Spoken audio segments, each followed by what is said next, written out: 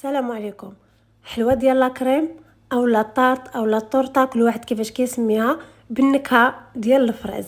عرفتوا الا بقيتو تجربتوها راه عندها واحد المذاق خيالي، كتجي لذيذه لذيذه لذيذه بزاف فوق الوصف، ساهله كلشي ممكن يوجدها وكتجي ناجحه 1000%.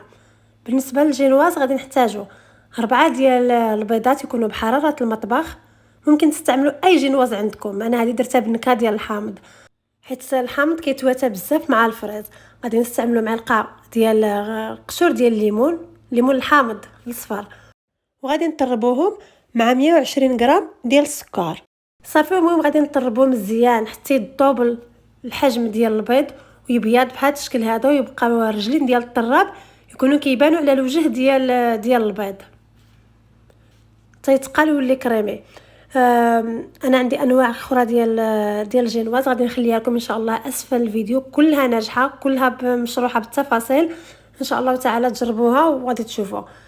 المهم صافي بعد ما غادي نساليو غادي نكونوا مغربلين قبل 120 غرام ديال الطحين مع 7 غرام ديال الخميره. هنا غادي نعاود التغربيله الجوجه، غادي نقسموا الطحين على 3 ديال المراحل حيت الكميه شي شويه كبيره، وصافي غادي نخلطو بشكل دائري من التحت للفوق. اللي ما قدرش يخدم الجينواز بهذا الخلاط اليدوي من الاحسن يستعمل سباتولا حيت هي ديال السيليكون وكتجي سهله وكتدور مع البيض، ما غاديش تطيح لكم البيض نهائيا. بالنسبه للناس اللي عاد اول مره غادي غادي يخدموا الجينواز يديروا سباتولا احسن لهم. صافي وغادي نخلطو غير بشويه. اهم حاجه باش يطلع لكم البيض بسرعه هو خاصكم يكون دافي صافي، اما يكون دافي اما تحطوه في الماء هي دافي شي شويه باش ما يطيب لكمش، اولا تحطوا البول اللي كتطربوا فيها فوق شي طنجره يكون فيها الماء سخون، غير داك البخار هذاك غادي يسخن لكم البيض يذوب شويه السكر صافي. اين فوا تشوفوا الطاسه ديالكم فاش كتطربوا دفات حيدوها من الماء وكملوا التطراب. الطريقه راه عندي فيديوهات اخرين غادي نخليها لكم اسفل الفيديو باش اللي ما بغاش يستعمل هذه الطريقه هذه وبغى يختصر عليه الوقت يستعمل الطريقه الاخرى. صافي غادي نخلطو تيولي هبط لنا هكا العجينه تهبط خط متواصل ما تكونش متقطعه. من بعد غادي نزيدو عليها 40 غرام ديال الزبده تكون مذوبه كتعطيها واحد الهشاشه زوينه، هذه مختلفه كيف ما قلت لكم على لي جينواز الاخرين اللي درت. غادي نخلطو غير شويه غير ما تبقاش هكا تبان داك الزبده، وصافي غادي نديروها في شي مول. انا هنا درتها في داك المول اللي كيتحل ويتسد، حيت غندير فيها غير 2 ديال الطبقات، نضربوها واحد 3 ضربات يكونوا غير خفافين باش نخرجوا من هذاك الهواء الزائد. صافي غادي ندخلوها الفران طيب على ما بين 170 حتى ل 180 درجه، كل واحد الفران ديالو كيفاش داير. بالنسبه للفران ديال الغاز ديروها من فوق المتوسط بشي شويه باش ما تحرق لكمش عاوتاني من برا وتبقى خضره من الداخل. المهم كل واحد راه حافظ الفران ديالو كيفاش. هي الجينوز ما كتبغيش العافيه مقتوله باش ما تجيكمش من الداخل ناشفه ويابسه. صافي بعد ما غادي طيب نقلبوها هكا ونخليوها تبرد. هانتوما كتجي رطبه هكا خصها تجي رطبه بزاف، غطيوها وخليوها على جنب حتى تبرد مزيان. من بعد غادي ندوزو للكولي ديال الفريز اللي كيدير الفريق كبير ما بين لي طارط ديال الفريز. غادي نحتاجو 300 غرام ديال الفريز مع 150 غرام ديال السكر، عصير ديال نص حامضه. صافي من بعد ما يطيبوا ديروهم يتصفاو من الاحسن حيت الفريز غادي يكون جاري شي شويه غادي يطيح لنا لا كريم، ديروه يتصفاو باش نحيدوا الماء ديالو ونسقيو به الجينواز. بالنسبه للسيرو غادي نستعمل انا كاس ديال السكر مع 2 كيسان ديال الماء. نتوما 2 طبقات غير نص كاس ديال السكر مع كاس الماء راه كافي. انا محتاجه بالسيرو غادي ندير الكميه مدوبله باش ما غاديش نبقى كل مره كنطيب. صافي غادي طيبوه، اما ديروا معاه دويره ديال الحامض الا بغيتوه بالنكهه الحامض، اولا ديروا معاه الفاني الا بغيتوه بالنكهه الفاني. المهم تنكهوه باش ما بغيتو. غادي تخليوه يطيب حتى يذوب داك السكر واحد 5 دقائق بحال هكا. انا غادي نهز واحد النص اللي غادي نستعملو دابا، غادي ندير معاه لاروم ديال الفريز كيف ما كتشوفوا، غير داك لاروم اللي كدير 5 دراهم، والباقي غادي نخليه بالنكهه ديال الفاني. هنايا لا كريم غادي نحتاجو 500 غرام ديال لا كريم.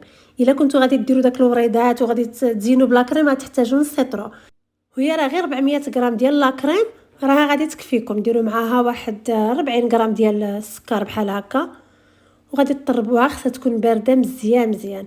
لا كريم كل ما كانت بارده كل ما غادي تجيكم شاده. انا هنا غادي نقسم شي شويه على حساب التزيين الخارجي ديال الحلوه. غادي نحيد واحد شي شويه، عاد غادي نولي نعاود نطربه من بعد.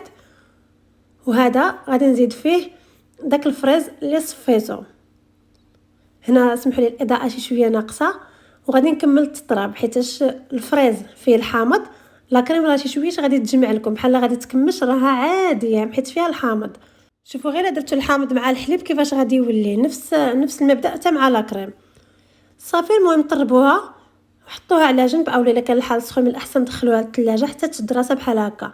داك لا كريم الاخرى اللي بقات غادي نزيدو عليها غير هذا المقدار هذا. الا بغيتو لون فاتح، انا ما عنديش مع الالوان مجهده. هذا لاروم ديال الفريز غير واحد شويه. المهم نتوما كتحكموا في درجه اللون اللي بغيتو. انا كتعجبني الوان فاتحه، درتو هنايا وغادي نطربو. درت انا هنايا غير لاروم باش تجي لا كريم تجي زوينه في المنظر ومالسه، ما تجيش هكا بحال مريبه ولا ما عرفت. المهم هنايا في المونتاج غادي نديرو الطبقه الاولى ديال الجينواز، غادي نسقيوها. سيرو انا درتو بالنكهه ديال الفريز. نتوما هذاك ديال 5 دراهم، نتوما الا ما كانش عندكم ديروا غير داك الماء اللي غادي يشيط لكم من الفريز منين تصفيوه، غادي يعطيكم نفس النكهه. صافي غادي ديروا الطبقه الاولى ها هي مسقيه. الجينواز من الاحسن خليوها حتى تبرد مزيان عاد قطعوها. انا قطعتها سخونه جات ما عرفت كي دايره. المهم غادي ديروا الطبقه الاولى ديال الكريم.